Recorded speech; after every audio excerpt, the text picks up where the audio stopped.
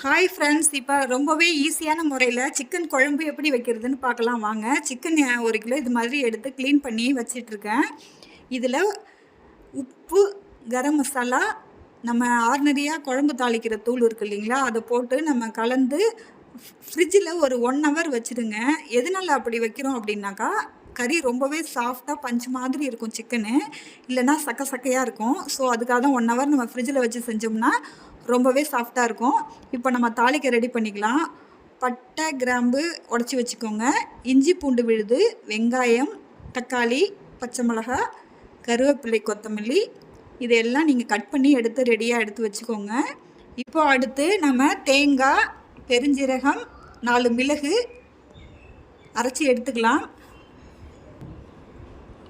தேவைன்னா பொட்டுக்கடலை சேர்த்து அரைச்சிக்கோங்க. இப்போது நம்ம தாளிக்கலாம்.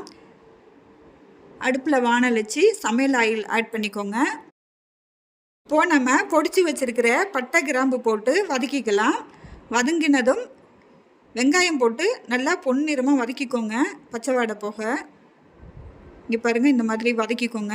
கூடவே தக்காளி, பச்சை மிளகா, இஞ்சி பூண்டு விழுது, கருவேப்பிலை, கொத்தமல்லி எல்லாத்தையுமே போட்டு நம்ம நல்லா பச்சை வாசனை போக நம்ம வதக்கி எடுத்துக்கலாம். இப்போ நான் சொன்ன எல்லாத்தையும் 1 பை 1 போட்டு நல்லா வரிசையில் வதக்கிக்கிட்டே வரலாம். பாருங்கள், இதோ இந்த மாதிரி பதத்துக்கு வரக்குள்ள இஞ்சி பூண்டு விழுதை ஆட் பண்ணி நல்லா பச்சை வாசனை போக நல்லா வதக்கிக்கோங்க.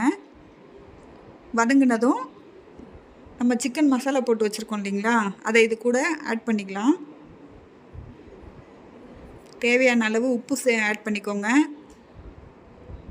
கருவேப்பிலை, கொத்தமல்லியை கடைசியாக தான் போடணும், இல்லைன்னா க்ரீனிஷ் கலர் போயிடும், கருப்பாக போயிடும். ஸோ அதனால நம்ம லாஸ்ட்டாக போட்டு ரொம்ப வதக்க வேண்டாம். இங்கே பாருங்கள், இந்த மாதிரி கலர் தெரிகிற மாதிரி இருக்கக்குள்ள சிக்கனை போட்டு நல்லா வதக்கிக்கோங்க.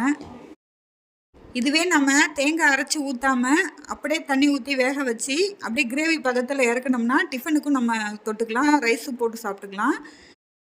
சிலருக்கு தேங்காய் அரைச்சி ஊற்றினா பிடிக்காது. ஸோ அந்த மாதிரி உள்ளவங்க கிரேவியாக யூஸ் பண்ணிக்கலாம் அப்படியே.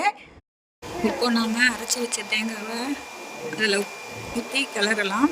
கிளறிட்டு கொதிக்க விட்டு கொத்தமல்லி தழை போட்டு இறக்கிக்கலாம்.